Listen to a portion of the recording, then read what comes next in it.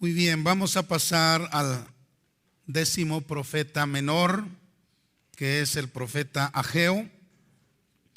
Y si ustedes recordarán, hemos dicho que los profetas anteriores al profeta Ageo, es decir, Sofonías y Habacuc, ellos profetizaron justo antes de la cautividad babilónica, o sea, justo antes de que Judá cayera y fuera a la cautividad babilónica.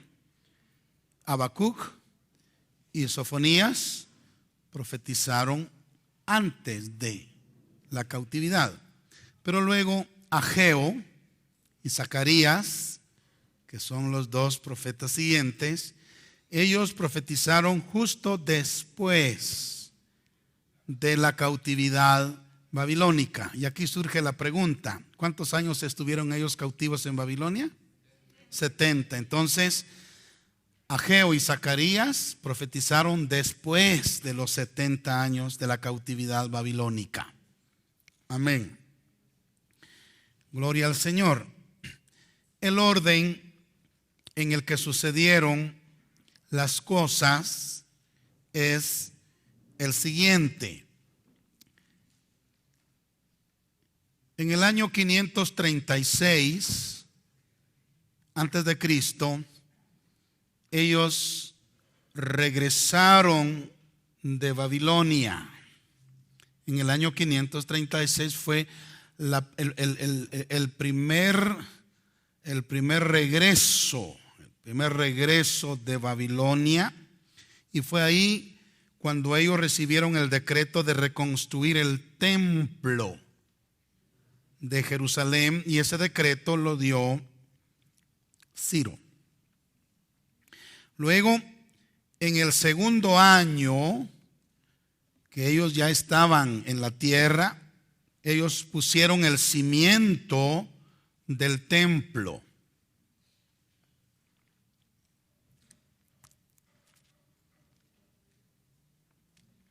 Luego comenzaron a trabajar, pero de pronto el trabajo de la reconstrucción del templo fue interrumpido por los adversarios y por los decretos de Media y de Persia, que a estas alturas ya habían tomado. Entonces fue interrumpido el trabajo de la construcción del templo. Eso fue en el año 335 antes de Cristo.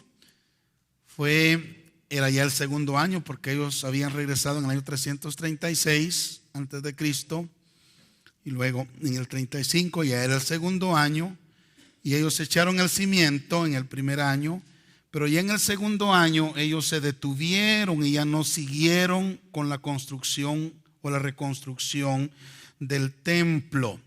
Y saben que pasaron 15 años sin hacer nada en el templo. 15 años sin hacer nada. Entonces, ¿qué hacían en esos 15 años? Estaban ocupados en arreglar sus casas, en arreglar sus propiedades, en arreglar lo que era de ellos. Y se olvidaron ¿de qué? De la casa de Dios. Fíjense, ellos habían regresado de Babilonia para reconstruir el templo, y le echaron los cimientos al principio y comenzaron ahí, pero luego, por ciertas presiones que recibieron de algunos enemigos, se desanimaron y ya no siguieron la construcción del templo, pero ya estaban en su tierra. Entonces se dedicaron a trabajar en sus propias casas, propiedades, bienes, y descuidaron la casa de Dios. 15 años pasaron así, de manera que en el año 520, ¿verdad? Ya 520, 15 años más tarde, antes de Cristo, el trabajo fue reanudado por la intervención de Ageo y Zacarías, los profetas que estamos estudiando ahorita. Ageo y Zacarías. Por favor, leamos algunos versículos. Esdras capítulo 4 verso 24 primero. Mire lo que dice ahí, Esdras capítulo 4 verso 24. Entonces cesó la obra de la casa de Dios que estaba en Jerusalén y quedó suspendida hasta el año segundo del reinado de Darío, rey de Persia. Note que ahí cesó la obra de la casa de Dios. Vayamos ahora al capítulo 5, versículo 1. 5:1 dice: profetizaron Ageo y Zacarías, hijo de Ido, ambos profetas, a los judíos que estaban en Judá y en Jerusalén, en el nombre del Dios de Israel, quien estaba sobre ellos. Aparece el ministerio de Ageo y Zacarías. Pasemos ahora al capítulo 6, verso 14. Dice: y los ancianos de los judíos edificaban y prosperaban conforme a la profecía de ¿quién?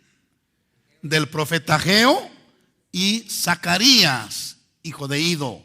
Edificaron pues y terminaron por orden del Dios de Israel y por mandato de Ciro, de Darío y de Artajerjes, rey de Persia. Bueno, entonces vemos cómo ellos regresaron de Babilonia.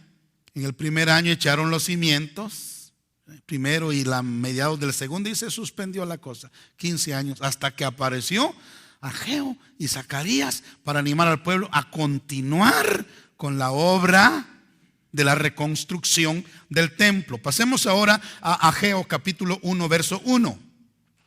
Dice: en el año segundo del rey Darío, en el mes sexto, en el primer día del mes, vino palabra de Jehová por medio del profeta Ageo a Zorobabel, hijo de Salatiel, gobernador de Judá, y a Josué, hijo de Josadac, sumo sacerdote, diciendo, sigamos, diciendo: así ha dicho Jehová de los ejércitos. O así ha hablado Jehová de los ejércitos, diciendo: este pueblo dice, no ha llegado aún el tiempo de que la casa de Jehová sea reedificada. Así decían ellos. Entonces vino palabra de Jehová por medio del profeta Ageo diciendo: ¿es para vosotros tiempo, para vosotros, de habitar en vuestras casas artesonadas? ¿Y esta casa está desierta? ¿Qué estaban haciendo ellos durante ese tiempo? Ocupándose en sus propias casas. Y habían descuidado la casa de Dios. No continuaron. Y para eso apareció Ageo, y para eso apareció Zacarías. Leamos Zacarías capítulo 1, verso 1 también. A ver qué nos dice. Ellos aparecieron para animar al pueblo a continuar con la reconstrucción del templo. En el octavo mes del año segundo de Darío, vino palabra de Jehová al profeta Zacarías, hijo de Berequías, hijo de Ido, diciendo: se enojó Jehová en gran manera contra vuestros padres. Verso 3.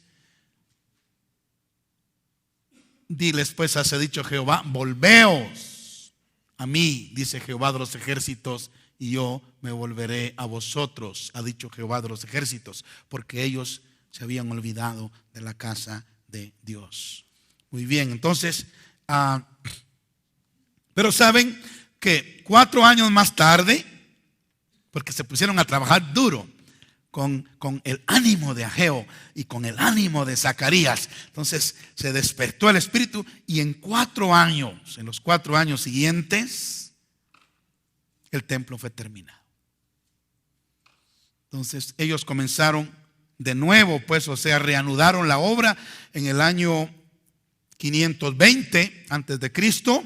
4 años más tarde, en el año 516, ya el templo estaba terminado, con la obra de todo el pueblo y los ministerios de Ageo y Zacarías. Bendito sea el nombre del Señor. Bueno, ahora, el libro de Ageo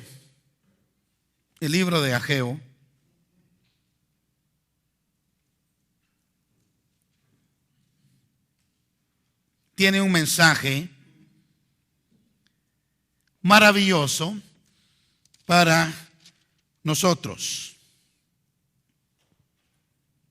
Capítulo 2, verso 8 y 9 dice: mía es la plata y mío es el oro, dice Jehová de los ejércitos, y la gloria postrera de esta casa será mayor que la primera, ha dicho Jehová de los ejércitos, y daré paz en este lugar.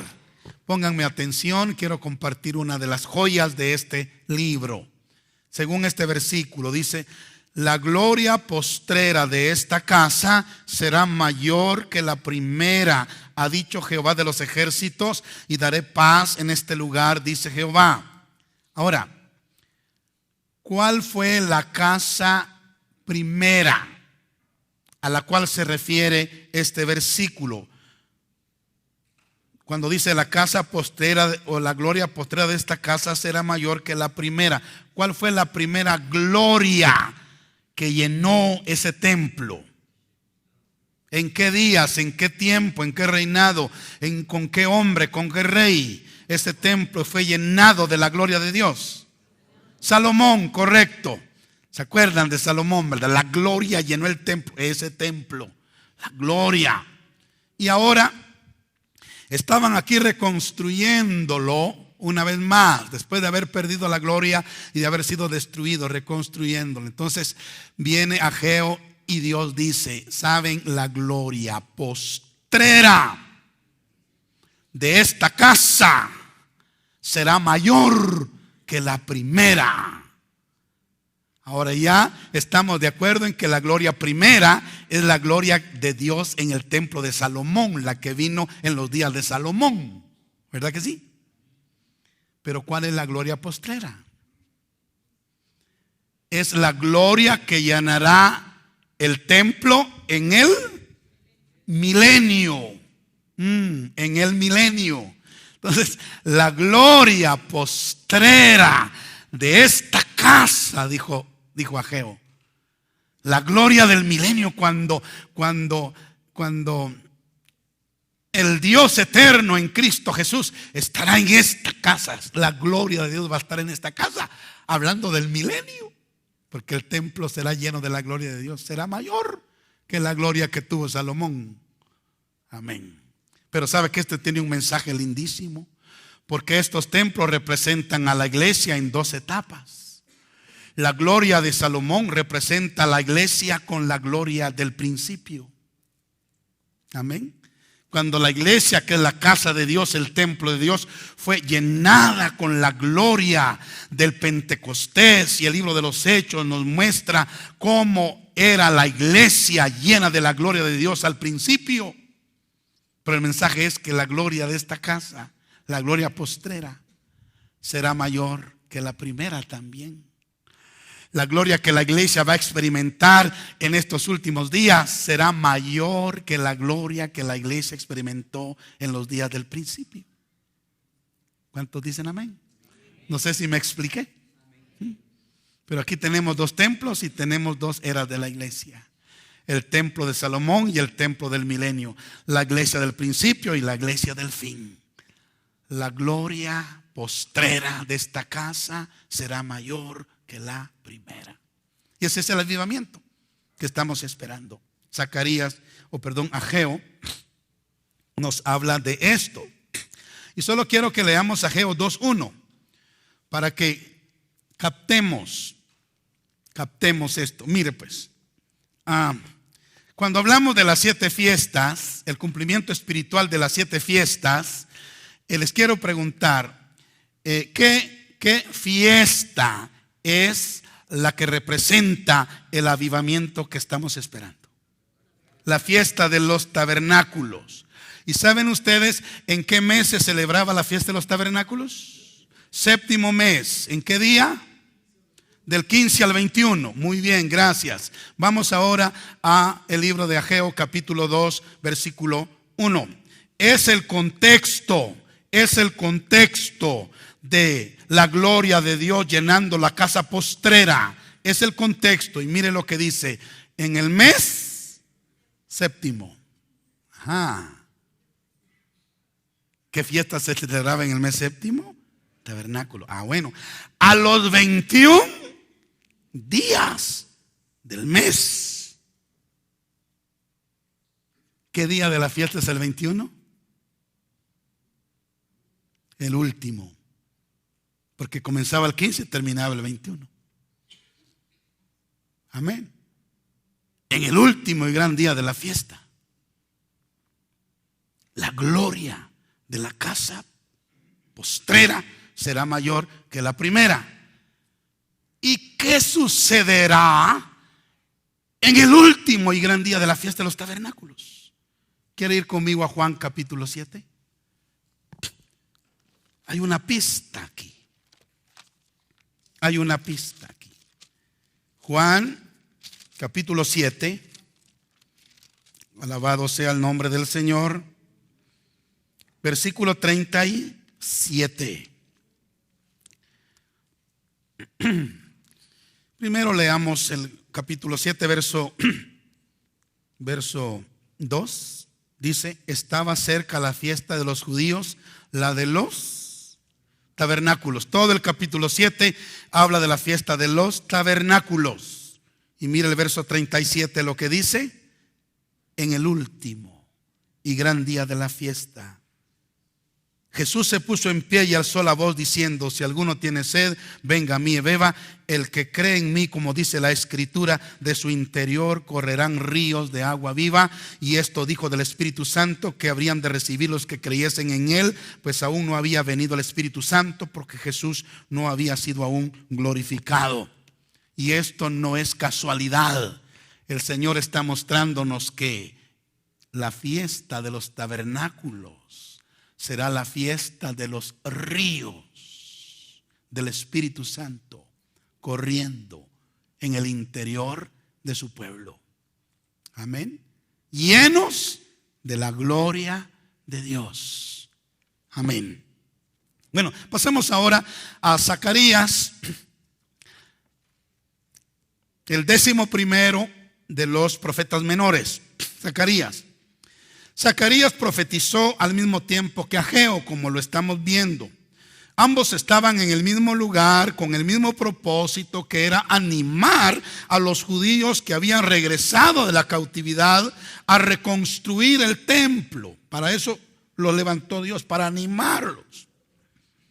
Ahora, Zacarías tiene más detalles que Ageo, y también Zacarías tiene unas visiones extraordinarias. Zacarías reforzó, él confirmó el mensaje de Ageo, y juntos ellos incitaron o motivaron a la gente, hermanos, a construir la casa de Dios. Ya lo leímos en Esdras capítulo 5, verso 1 y 2, y bueno, ya no lo vamos a leer por cuestión del tiempo, pero estaban ahí para animar. Pero Zacarías revela un detalle lindo en el corazón de Dios para su pueblo. Zacarías capítulo 2, verso 8. Mire cómo mira Dios a su pueblo. Zacarías lo dice. Gloria a Dios. Zacarías 2:8 dice: porque así ha dicho Jehová de los ejércitos: tras la gloria me enviará él a las naciones que os despojaron, porque el que os toca, toca a la niña de su ojo. O sea, Dios a través de Zacarías manifiesta, hermanos, el amor y la ternura que él siente por su pueblo. El que os toca, dijo él, a la niña de su ojo toca. Bueno, pero creo que una de las cosas más importantes que encontramos en el libro de Zacarías es la profecía de la segunda venida de Cristo. Zacarías profetiza la segunda venida de Cristo. Y lo vamos a leer, por favor, en el capítulo 14, versos 4 y 5. Gloria a Dios. Zacarías 14, 4 y 5. Él está viendo el momento cuando el Señor Jesucristo descienda por segunda vez. precisamente para librar a su pueblo de las naciones árabes que lo tendrán rodeado y a punto de desaparecerlo del mapa. ¿Qué dice? Cuando el Señor venga, dice, y se afirmarán sus pies en aquel día sobre el monte de los olivos, que está enfrente de Jerusalén al oriente. Y el monte de los olivos se partirá por en medio hacia el oriente y hacia el occidente, haciendo un valle muy grande.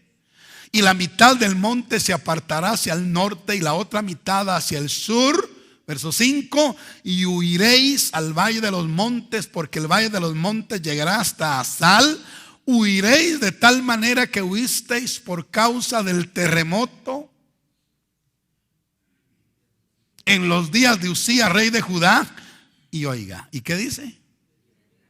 Y vendrá Jehová mi Dios, y con él todos sus santos. Y todo, ya sabemos que el Jehová del Antiguo Testamento es Cristo Jesús.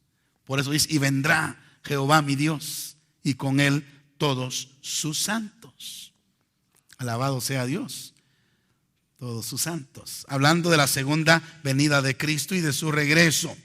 Esto fue confirmado por los ángeles mientras el Señor ascendía desde el monte de los olivos en Hechos capítulo 1 versículo 11.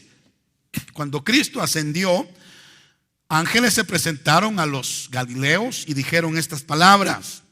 1:11, los cuales también les dijeron: varones galileos, ¿por qué estás mirando al cielo? Este mismo Jesús que ha sido tomado de vosotros al cielo, así vendrá como le habéis visto ir al cielo. Y les pregunto, ¿de dónde fue arrebatado el Señor al cielo? ¿En dónde estaba? En el monte de los olivos. Y cabal se va a cumplir. Él vendrá al monte de los olivos, según Zacarías. Gloria al Señor. Muy bien, precioso entonces el mensaje de Zacarías. Vamos al 12º libro de los profetas menores, Malaquías. Malaquías es el último profeta que escribe y concluye el Antiguo Testamento. El libro fue escrito aproximadamente en el año 400 antes de Cristo. Acuérdense que él fue el último profeta del Antiguo Testamento y hubieron como 400 años de silencio. La era intertestamentaria se le llama eso, ¿verdad? Hasta que en el Nuevo aparece Juan el Bautista como un profeta, pero de Malaquías para Juan hubieron como 400 años en que no hablaba el Señor a través de profetas. Ahora, el mensaje de Malaquías, 400 años antes de que Cristo viniera, mucho oído con esto, hermanos. De verdad les digo que yo quisiera detenerme más tiempo en cada libro. Quisiera detener porque hay tantas cosas preciosas que uno ve que son importantes. Pero bueno, el curso así lo amerita y así tiene que ser. El mensaje de Malaquías básicamente fue para contrarrestar la apatía y el desánimo que alcanzó el pueblo, porque pensaban que el Mesías se había tardado mucho. Ellos habían esperado al Mesías por muchos años y años y años y años y años. Y el Mesías no venía. Llegó un momento cuando ellos ya se enfriaron. ¿Cómo no vino? Se enfriaron. Bajamos los brazos, ya no vino. Y sabe, parece ser que esa es la actitud de mucho pueblo de Dios en estos días, ¿verdad? Como estaban diciendo que Cristo venía y que venía, ya no vino. Bajan, se enfrían. Esa era la condición del pueblo de Israel en aquel tiempo. Su Mesías no venía y estaban entrando en apatías, en indiferencia. Alabado sea el Señor. Muchas iglesias han tenido la expectativa de un regreso prematuro de Cristo y han dado lugar a una manera de vivir tibia y mundana, porque aparentemente el Señor ha retrasado su regreso. Mateo capítulo 24, verso 48 al 51. Miremos lo que dice. Dice: pero si aquel siervo malo dijera en su corazón: mi señor tarda en venir, y comenzar a golpear a sus consiervos y a comer y a beber con los borrachos, vendrá el señor de aquel siervo en día que éste no espera y a la hora que no sabe, y lo castigará duramente y pondrá su parte con los hipócritas. Ahí será el lloro y el crujir de dientes. Esa era como la condición del pueblo en aquel entonces. Ellos estaban pensando que el Mesías había retrasado su venida. Pero el mensaje central de Malaquías, déjeme ver el versículo. Tengo aquí la declaración, pero déjeme ver la cita bíblica que quiero que leamos en el capítulo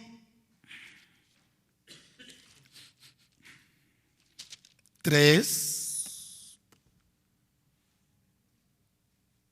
verso 1. Capítulo 3, versículo 1. ¿Qué dice? Este fue el mensaje. He aquí, yo envío mi mensajero, el cual preparará el camino delante de mí, y vendrá súbitamente a su templo el Señor a quien vosotros buscáis, y el ángel del pacto a quien deseáis vosotros. He aquí que viene, ha dicho Jehová de los ejércitos. Obviamente esto tiene una aplicación a la primera venida de Cristo. El mensajero es Juan el Bautista. Y Cristo súbitamente apareció en el templo a la mitad de la fiesta, dice el capítulo 7 de Juan. A la mitad de la fiesta Él entró al templo. Amén. Entonces apareció ahí. Pero este no solamente es un mensaje para la primera venida, este es un mensaje para la segunda venida también. Y ya les explico por qué. Porque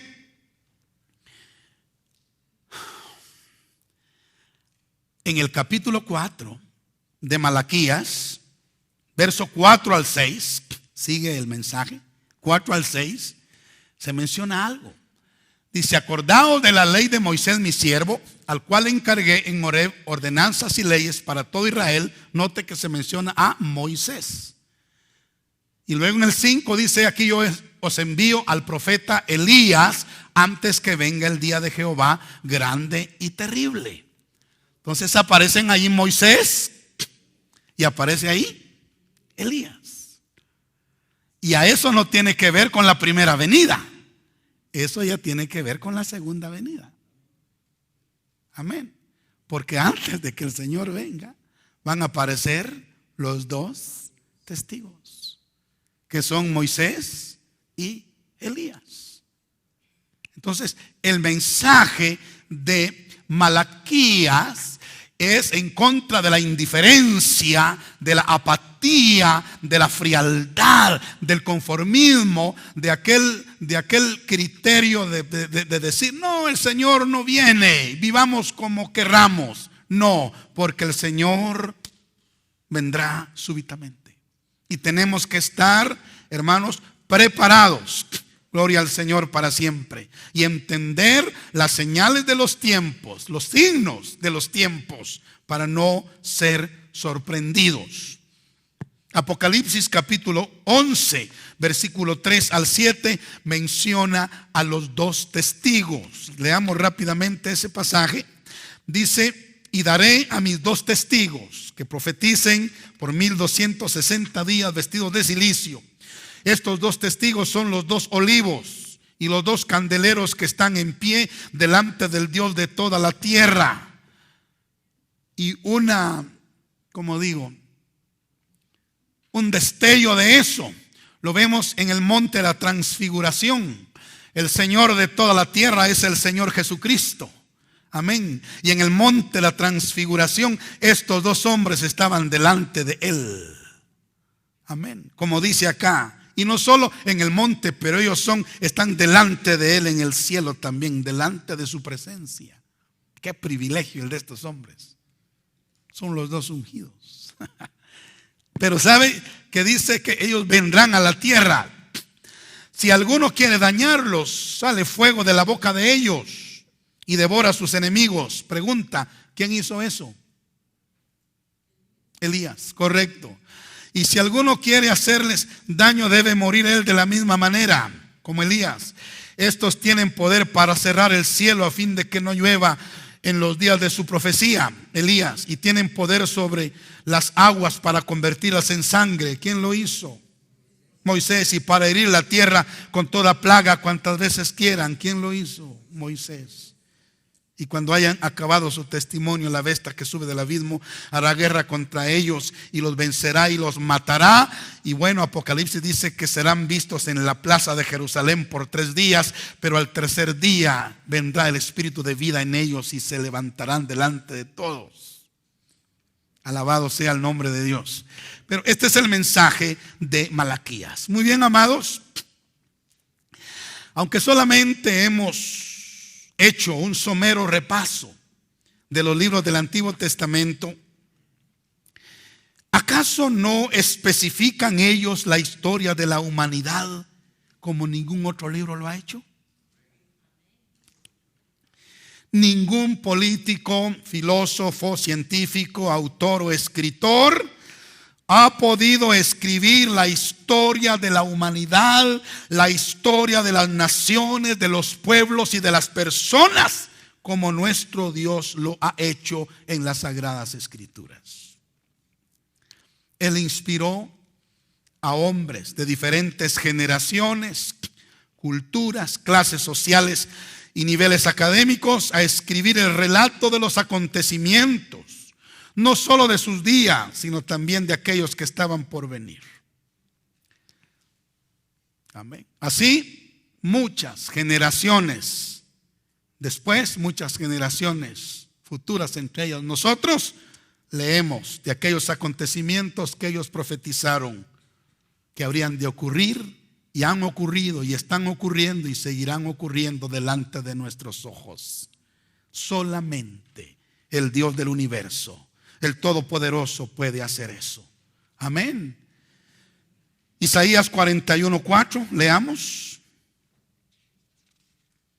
Isaías 41:4 dice: ¿quién hizo y realizó esto? ¿Quién? ¿Quién llama a las generaciones, obviamente futuras, desde el principio? ¿Quién? Yo, Jehová, el primero, y yo mismo con los postreros. ¿Cuántos glorificamos el nombre de nuestro Señor? Amén. De manera que concluimos acá algunos comentarios sobre el Antiguo Testamento. Y hermanos, lo que estamos viendo es la veracidad de las Sagradas Escrituras.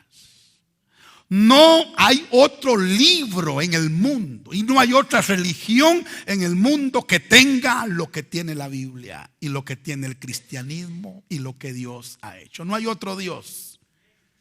No hay otra deidad con D minúscula que tenga y que pueda hacer lo que nuestro Dios ha hecho. Amén. Por lo tanto, cualquier duda en la gente acerca de la veracidad de las Escrituras y de la realidad y el poder y la existencia de Jesús de Nazaret debe ser desvanecida por nosotros en el nombre de Jesús, contendiendo nosotros por la fe ardientemente y convenciendo con mansedumbre a los que se oponen, convirtiéndonos en apologetas. Amén. Bueno, ahora estaba pensando, lamentablemente, para mí por lo menos, voy a pasar el Nuevo Testamento sin meditar en los libros por el tiempo. Amén. Me hubiera gustado, pero el tiempo. Pero usted tiene en su libro algunos comentarios y usted tiene el Espíritu Santo para que puedan aumentar el conocimiento del mensaje. Y quizá si nos queda tiempo al final del curso podemos regresar al Nuevo Testamento, ¿verdad? Pero quiero decirles esto para animarlos. Con el hecho de que hayamos dado una vista al Antiguo Testamento es una gran ayuda. ¿Por qué?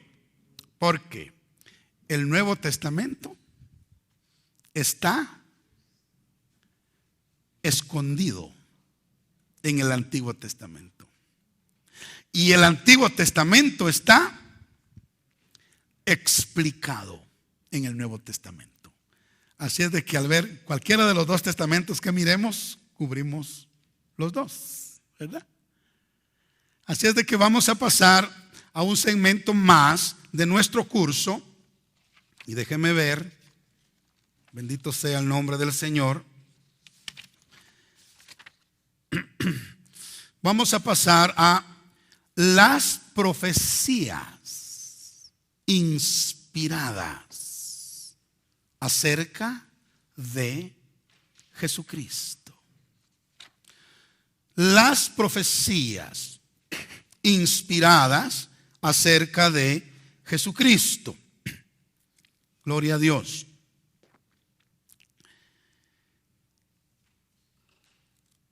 Porque usted se ha dado cuenta, nos hemos enfocado en gran parte del curso en las Escrituras. En las Escrituras. Ahora, enfoquémonos en la persona del Señor Jesucristo de aquí en adelante.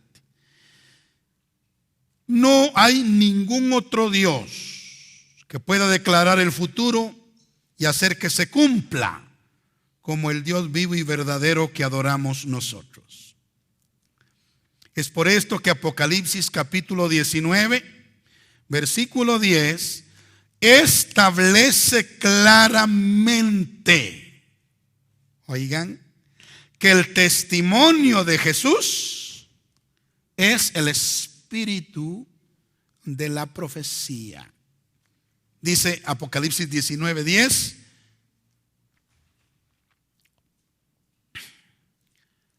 Yo me postré a sus pies. Dice Juan delante del ángel que le está revelando el Apocalipsis. Yo me postré a sus pies para adorarle. Y él me dijo, mira, no lo hagas. Yo soy consiervo tuyo y de tus hermanos que retienen el testimonio de Jesús.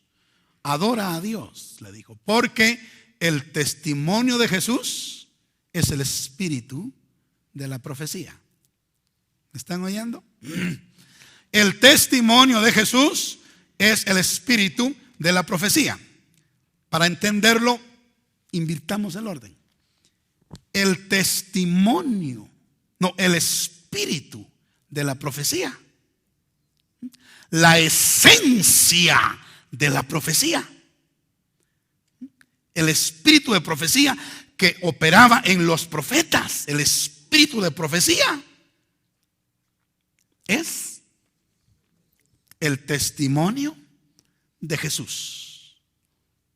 Dicho de otra manera, lo que hicieron los profetas fue dar testimonio ¿de quién?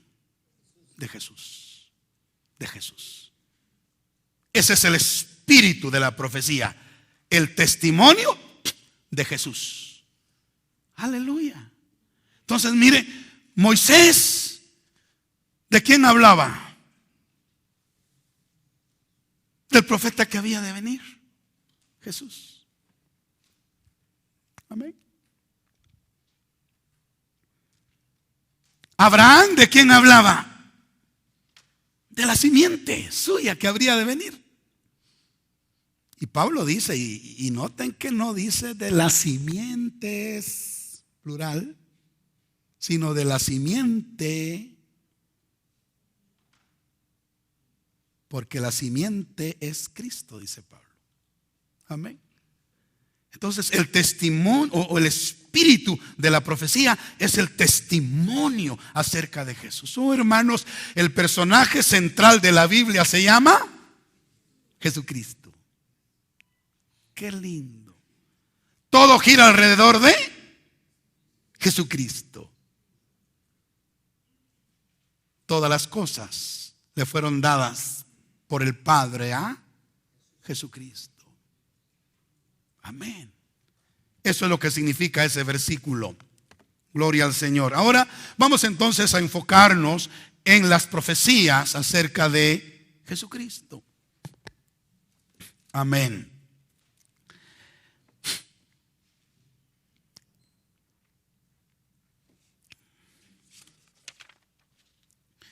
Miremos en primer lugar la vida de Cristo en el libro de Isaías. El libro del profeta Isaías fue escrito unos 750 años antes del nacimiento de Cristo y contiene muchos detalles de su vida, los cuales maravillosamente se cumplieron tal y como fueron escritos. La autenticidad de Isaías queda extraordinariamente demostrada, como lo vimos en una de las sesiones anteriores, por los manuscritos del Mar Muerto que fueron descubiertos por un pastor de ovejas en una de las cuevas de Qumran. Estos manuscritos contienen un 75% del contenido del libro del profeta Isaías y fueron copias de este libro hechas en el año, por lo menos en el año 100 antes de Cristo, y contienen exactamente el mismo texto de nuestras versiones. Bendito sea el nombre del Señor.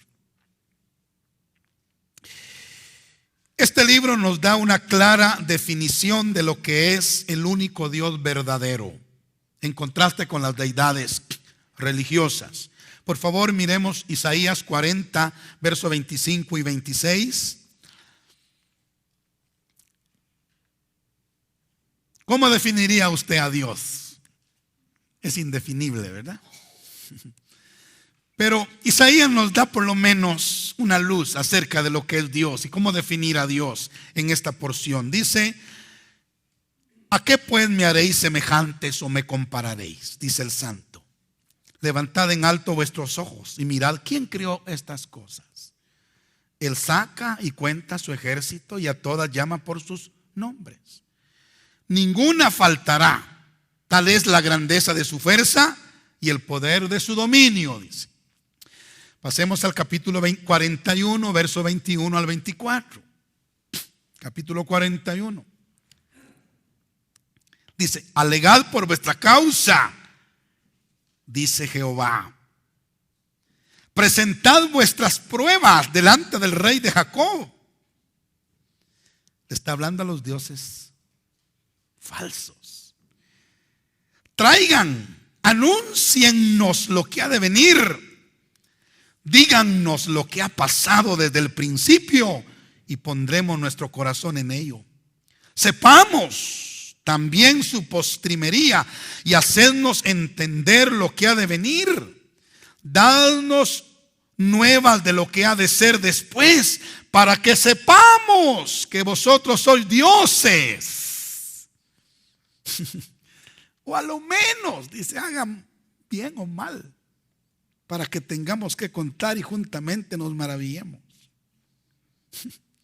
He aquí que vosotros sois nada, dice Dios, a los dioses paganos. Y vuestras obras son vanidad.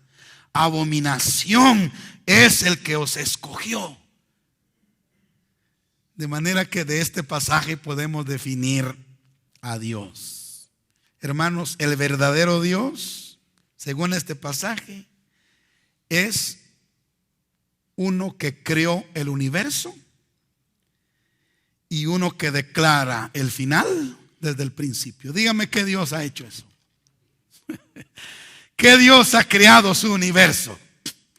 ¿Y qué Dios ha sido capaz de decir las cosas finales desde el principio? Ningún Dios, pero nuestro Dios lo ha hecho. Nuestro Dios lo ha hecho. Él ha creado el universo y Él ha dicho lo que ha de pasar. Lo ha dicho desde el principio y así ha sucedido. Alabado sea el Señor para siempre. Gloria a Dios. Gloria a Dios. Bueno, examinemos entonces algunas de las profecías concernientes a Cristo contenidas en el libro de Isaías. En primer lugar, el profeta Isaías profetizó la concepción del Señor Jesucristo. En Isaías capítulo 7, verso 14, dice: por tanto, el Señor mismo os dará señal. He aquí que la Virgen concebirá y dará a luz un hijo y llamará su nombre Emmanuel. Hermanos, ninguna religión proclama la concepción inmaculada de su fundador como lo hace el cristianismo verdadero a través de las Escrituras. Mateo capítulo 1, verso 18 al 21 muestra el cumplimiento de esta profecía. Dice: el nacimiento de Jesucristo fue así. Desposada María su madre con José, antes que se juntasen, se halló que había concebido del Espíritu Santo. José su marido, como era justo y no quería infamarla, quiso dejarla secretamente, y pensando él en esto, he aquí un ángel del Señor le apareció en sueños y le dijo: José, hijo de David, no temas recibir a María tu mujer, porque lo que en ella se ha engendrado del Espíritu Santo es. Y dará a luz un hijo y llamará su nombre Jesús, porque él salvará a su pueblo de sus pecados. Entonces Isaías profetizó la concepción de Cristo Jesús. Número 2, Isaías profetizó su nombramiento desde el vientre. Capítulo 49, verso 1 dice: oídme costas y escuchad pueblos lejanos. Jehová me llamó desde el vientre, desde las entrañas de mi madre, tuvo mi nombre en memoria. Isaías profetizó el nombramiento de Cristo Jesús, aun cuando él estaba en su vientre, como dice acá: desde las entrañas de mi madre tuvo mi nombre en memoria. Y esto lo acabamos de leer en Mateo 1:21, donde el ángel le dijo: dará a luz un hijo y llamará su nombre Jesús, porque él salvará a su pueblo de sus pecados. Número 3, Isaías profetizó su nacimiento. Primero su concepción, después su nombramiento, después su nacimiento. En Isaías 9:6, Isaías dijo: porque un niño nos es nacido, hijo nos es dado, y el principado sobre su hombro, y se llamará su nombre admirable, consejero, Dios fuerte, Padre eterno, príncipe de paz. Alabado sea Dios. Además, Isaías no solo profetizó su nacimiento, sino profetizó la clave de su crecimiento. La clave de su crecimiento y de su desarrollo, tanto físico, pero más que todo espiritual. Capítulo 7, verso 15. Dijo: comerá mantequilla y miel hasta que sepa desechar lo malo y escoger lo bueno. Como sabemos, la mantequilla sale de batir la abundancia de la leche, y la leche es la palabra de Dios. Y la miel es un símbolo de la revelación del Espíritu Santo, porque abre los ojos como le abrió los ojos a Jonatán, el hijo de Saúl, en la batalla. Amén. Por lo tanto, la clave para el crecimiento en la vida de Cristo y en la vida de todo cristiano es la abundancia de la palabra y la iluminación del Espíritu Santo. Amén. Luego, Isaías, en cuarto lugar, profetizó que Cristo sería la saeta bruñida de Dios. Capítulo 49, verso 2, dice proféticamente: y puso mi boca como espada aguda, me cubrió con la sombra de su mano, y me puso por saeta bruñida, y me guardó en su aljaba. Hermanos, Isaías ve y profetiza que el Hijo de Dios sería preparado durante un tiempo como una saeta bruñida. Amén. Una saeta, una flecha. Saben que básicamente tiene dos partes: la punta, que es de pedernal, y la vara, que es de madera.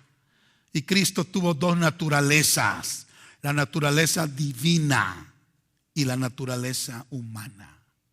Y realmente a los 12 años, Él ya, su naturaleza divina estaba lista, porque cuando llegó al templo dejó con la boca abierta a todos los doctorazos de la ley.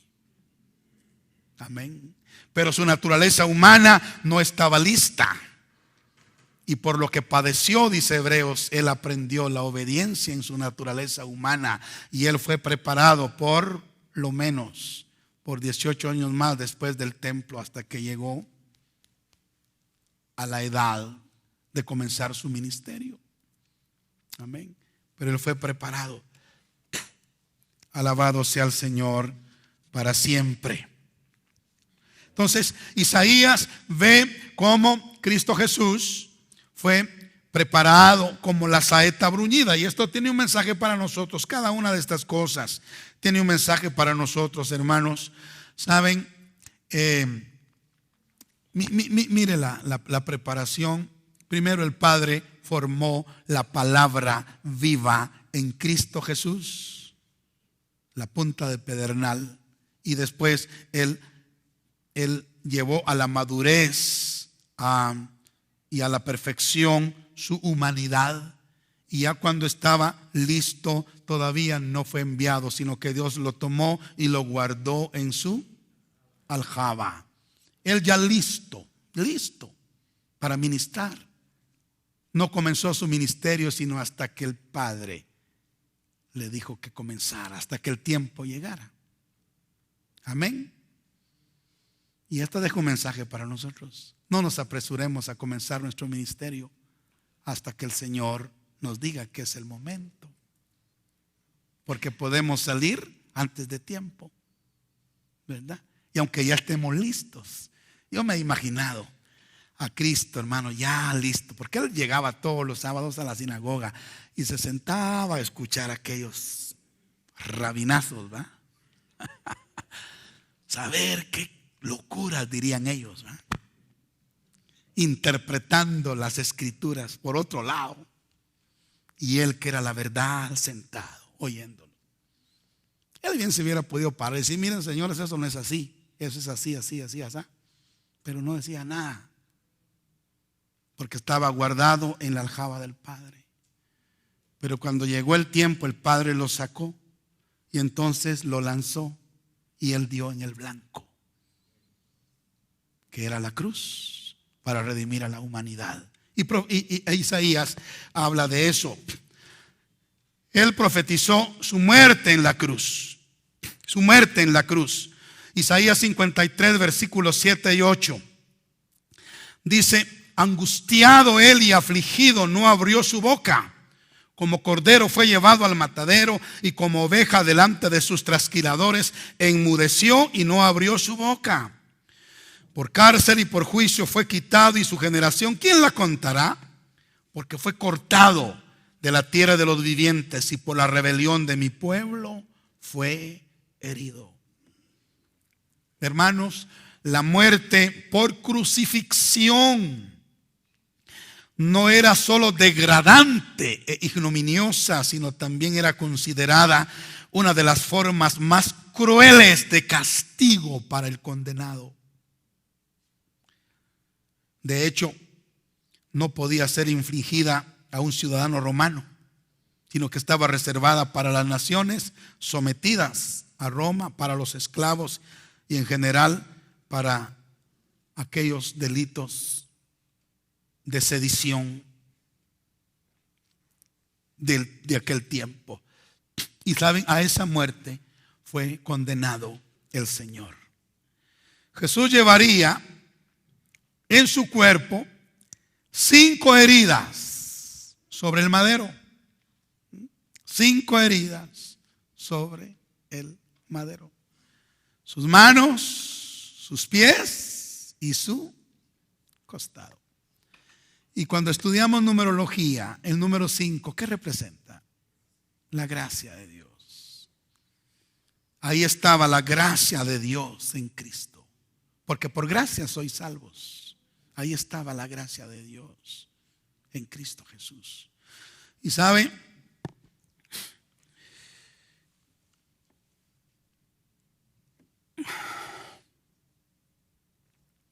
el profeta Zacarías, qué tremendo, 400 años antes, 400 y pico años antes, relata con asombro las heridas de Cristo. Leamos Zacarías capítulo 13, verso 6, hablando de su segunda venida. Dice, y le preguntarán, ¿qué heridas son estas en tus manos? Y él responderá, con ellas fui herido en la casa de mis amigos. 400 años antes de que él fuera crucificado, el profeta Zacarías ya estaba viendo la segunda venida de Cristo y que él viene con sus heridas. ¿No es sorprendente eso? Ahora, a mí me llama la atención también, mire ese detalle, cuando le preguntan, ¿qué heridas son estas? Y él dice, con estas fui herido en la casa de mis amigos. Amén. Y sabe, yo había malinterpretado este versículo y tal vez algunos están pensando como yo pensaba. Yo pensaba que el Señor se estaba refiriendo irónicamente a ellos. Con estas fui herida en la casa de mis amigos. Irónicamente, como por no decirle ustedes mis enemigos. Pero no. Él está acordándose de sus amigos, como Abraham, como Moisés. Amén. Que eran israelitas. Abraham, Isaac, Jacob, los patriarcas. Ellos son los amigos del Señor. Y en la casa de ellos, en el pueblo de ellos, él fue herido. Eso indica que el Señor no se olvida de sus amigos nunca, hermanos. Alabado sea el nombre del Señor. ¿Verdad? Muy bien. Ahora, con qué maravillosa precisión nuestro Padre Celestial declara la manera en que su Hijo habría de sufrir para redimirnos de nuestros pecados. Isaías 53:10 dice, con todo eso Jehová quiso quebrantarlo, sujetándole a padecimiento. Y cuando haya puesto su vida en expiación por el pecado, verá linaje y vivirá por largos días, y la voluntad de Jehová será en su mano prosperada. Yo sé que fue extremadamente doloroso para el Padre Celestial afligir a su Hijo. Pues hermanos, ¿qué padre desearía ver sufrir a su Hijo? Pero era necesario que su Hijo fuera quebrantado para nuestra salvación. El Padre amó de tal manera al mundo que ha dado a su Hijo unigénito para que todo aquel que en Él cree no se pierda, mas tenga vida eterna. Dígame, ¿quién más ha hecho eso? Nadie. ¿Qué otra religión puede decir que su fundador pagó un precio tan alto por la salvación y la salud de sus seguidores?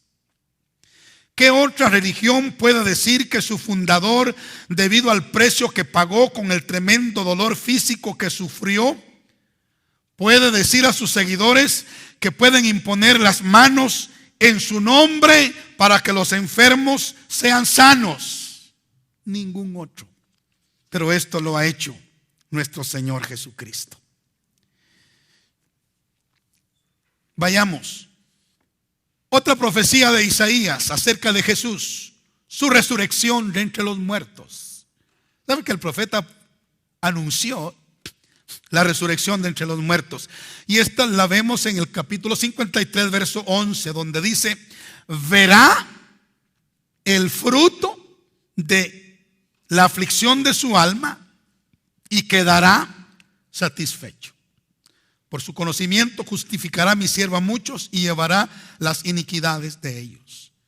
O sea, después de hablar de la muerte de Jesús, Isaías habla de la prolongación de sus días, viendo los frutos del trabajo de su alma y quedando satisfecho.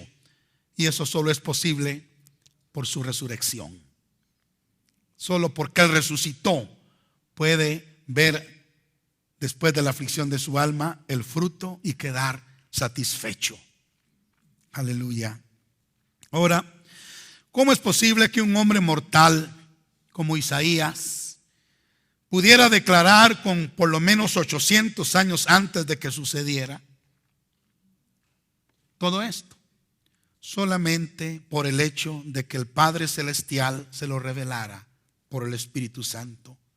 Y así fue. Alabado sea el nombre de Dios. Bueno, la resurrección de Cristo fue una ocasión trascendental, digna de nuestro Dios Todopoderoso. ¿Quién más ha resucitado a su Hijo? ¿Y qué hijo ha resucitado para no experimentar más ya la muerte? Podemos ver que nuestro Dios es el único Dios y Jesucristo es el único Salvador. Alabado sea su nombre para siempre. Hablemos un poquito acerca de la ascensión de Cristo desde el Monte de los Olivos. Esto quedó registrado después de su resurrección, quedó registrado en Lucas capítulos 24, versos 50 y 51, donde dice: y los sacó fuera hasta Betania, y alzando sus manos los bendijo, y aconteció que bendiciéndolos se separó de ellos y fue llevado arriba al cielo. Y en Hechos 1, 9 al 11 dice: y habiendo dicho estas cosas, viéndolo ellos, fue alzado y le recibió una nube que le ocultó de sus ojos. Y estando ellos con los ojos puestos en el cielo, entre tanto que él se iba, he aquí se pusieron junto a ellos dos varones con vestiduras blancas, las cuales también les dijeron: varones galileos, ¿por qué estáis mirando al cielo? Este mismo Jesús que ha sido tomado de vosotros al cielo, así vendrá como le habéis visto ir al cielo. La ascensión de Cristo después de su resurrección. Ahora, en su ascensión al cielo, Cristo, bueno, no subió solo, pero Él dice que subiendo a lo alto, llevó cautiva la cautividad. Aquellas personas justas, por supuesto, que habían muerto antes de la resurrección de Cristo, ellos no iban al cielo, sus almas, sus espíritus no iban allá, sino iban a un compartimento en lo profundo de la tierra. Ahí, no propiamente en el infierno, sino en un lugar llamado el seno de Abraham. Mas cuando Cristo resucitó de los muertos, Él y subió al cielo, llevó consigo a todos estos justos. Y a partir de ese momento ya los que mueren en Cristo Jesús no van a ese lugar, pero ahora, como dice Pablo, van a estar presentes con el Señor. Amén. Ahora, Cristo no solamente subió, pero Él, dice la Escritura, que se sentó a la diestra de la majestad en las alturas. Y hermanos, desde esa magnífica posición, el Señor intercede por nosotros, como dice Romanos 8:34. Miremos qué dice Romanos 8:34. ¿Quién es el que condenará?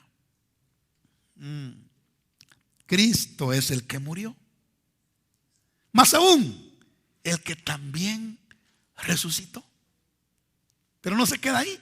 El que además está a la diestra de Dios. Pero no se queda ahí. El que también intercede por nosotros. Hermano, mire, si no tuviéramos más entendimiento, yo creo que con esto sería suficiente. Mire, ¿quién es el que murió? Cristo. Más aún el que también resucitó, Cristo. El que además está sentado a la diestra de la majestad en las alturas y que también intercede por nosotros. Ay, Dios. Yo siento como que todo el evangelio está resumido en ese versículo. Porque Él murió por nosotros para salvarnos. Él resucitó para justificarnos. Él se sentó a la diestra de Dios sobre todo principado, poder, autoridad y señorío. Y desde ahí Él intercede por nosotros. Dígame qué religión ofrece eso. ¿Dónde más podemos encontrar estas cosas? ¿La encontraremos en el comunismo? ¿La encontraremos en el islamismo? ¿La encontraremos en el hinduismo? No, no hay ninguna religión que nos pueda ofrecer estas cosas. Primera de Juan, capítulo 2, versículo 1. Hijitos míos, estas cosas os escribo para que no pequéis. Y si alguno hubiere cometido pecado, abogado tenemos para con el Padre, a Jesucristo el justo. Amén. Alabado sea el nombre del Señor. Entonces, hermanos, por eso la vida, el ministerio, la muerte y la resurrección de Cristo y su ascensión y el hecho de estar sentado a la diestra del Padre son presentadas en este maravilloso libro que es la Biblia. Al estudiar seriamente estos hechos, notamos que su vida fue retratada por los profetas del Antiguo Testamento muchos años antes de su nacimiento. Y todo lo que ellos dijeron sucedió con exactitud. ¿Verdad que sí? Sucedió con exactitud. ¿Quién, sino Dios, podía haber inspirado esos escritos? ¿Quién, sino Jesús, es el unigénito Hijo de Dios? Démosle un aplauso a Él.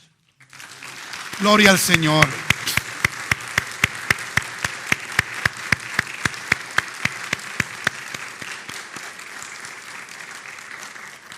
Alabado sea Dios. ¿Y por qué no le damos un aplauso a su palabra? A Cristo y a su palabra. Gloria al Señor. Gloria al Señor. Bueno.